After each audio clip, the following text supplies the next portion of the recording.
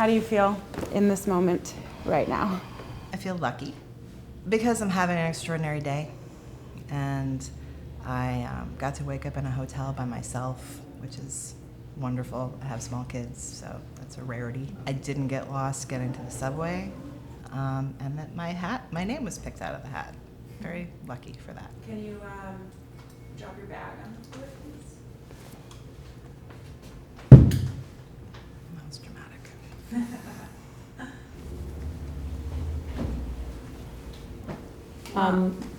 Can you talk about assumptions that people make about you based on your appearance? Well, at a Starbucks drive-thru last week, someone called me sir. I live in Texas, and there is a genuine, like there's a dress code for women in Texas that I do not subscribe to. Pencil skirts, heels, button-down shirts with collars. Like, my style does not fit the stereotype of a woman in the South. Can you take off your jacket? Yeah.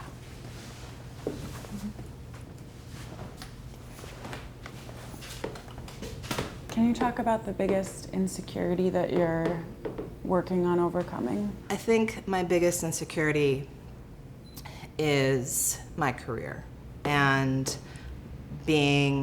feeling like my identity is very closely tied to what I do for a living. What do you do for a living? I run an international humanitarian aid organization. So for the last 20 years, I've spent my life going to hard places, doing hard things, and really defined myself by that.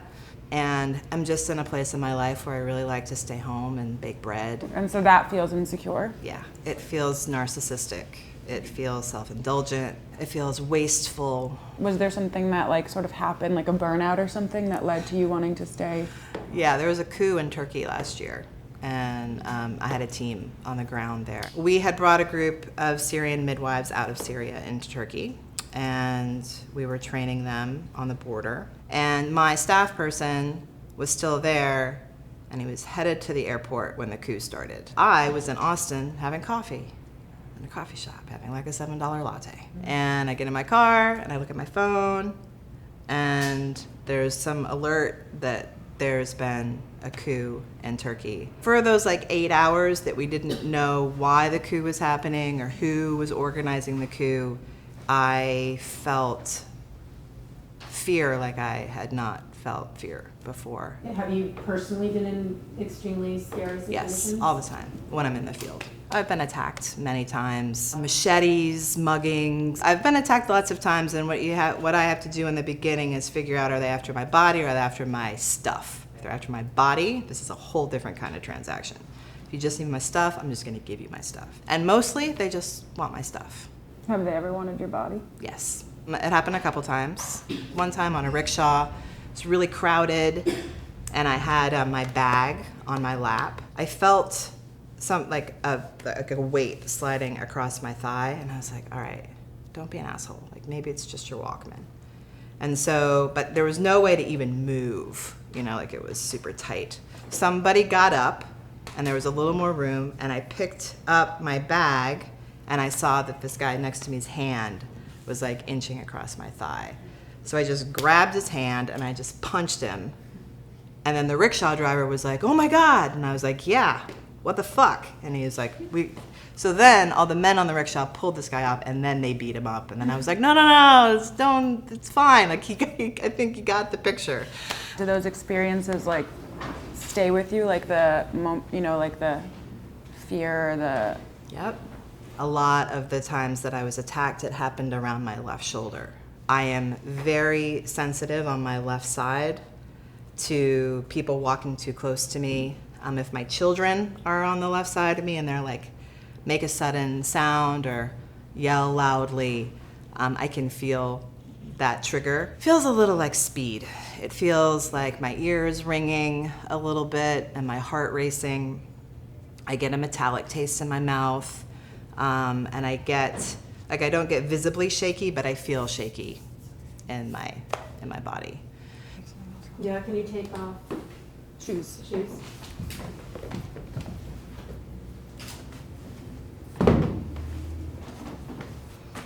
I have an extraordinary amount of privilege in my life. I'm white, I'm educated, I'm healthy, I have an amazing marriage and family, it just seems like people who sit where I get to sit in society, it should be the thing that we do every day to put ourselves out there to help the people who don't enjoy that. It just seems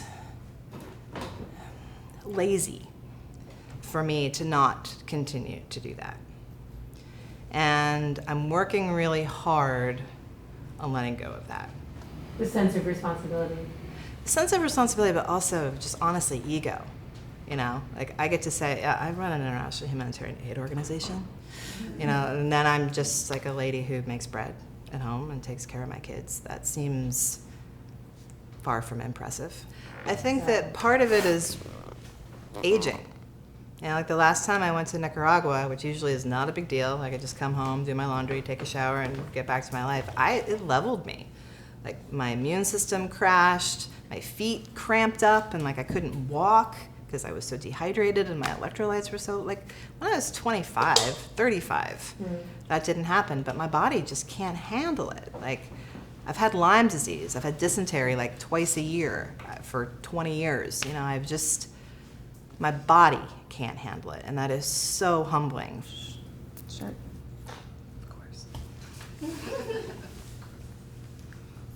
What's your favorite part of your body? My feet, my shoulders, my brain, my clitoris. Is there anything that you dislike about your body? So when I was 18, I got a thyroid disease. I experienced it sort of as mutiny.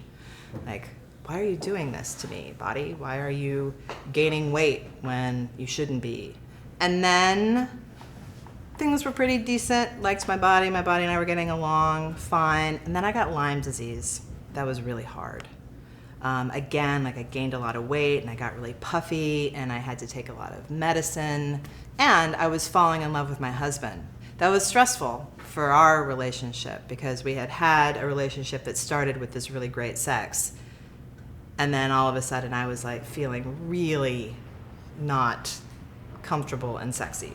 And I wish I could say that like we whipped right through that, but we didn't. And that took a really long time to get through. He hung in there, thankfully. And then I had babies. I had 2 babies, 20 months apart. I'm a midwife. I don't think I've mentioned that. And another like assumption or value that I held to be true about myself, that I was gonna have no problem pushing babies out. Like that was just gonna be so easy for me. Guess what happened? C-section? You win. So, you know, C-sections, that was in my body not following along. Again, breastfeeding, like why is this so hard for me? I'm a fucking midwife, like I teach midwives, what's the matter with me? And I did not like my body at all. So where are you now with it? It's like a daily thing. It's a daily meditation. You know, I still like catch myself walking by a building and I'm like, who is that?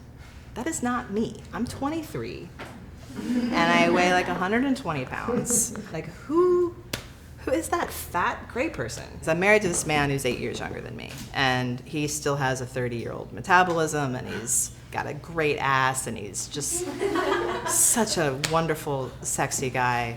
And I am like, how could you think this is sexy? Like, this isn't what you signed up for.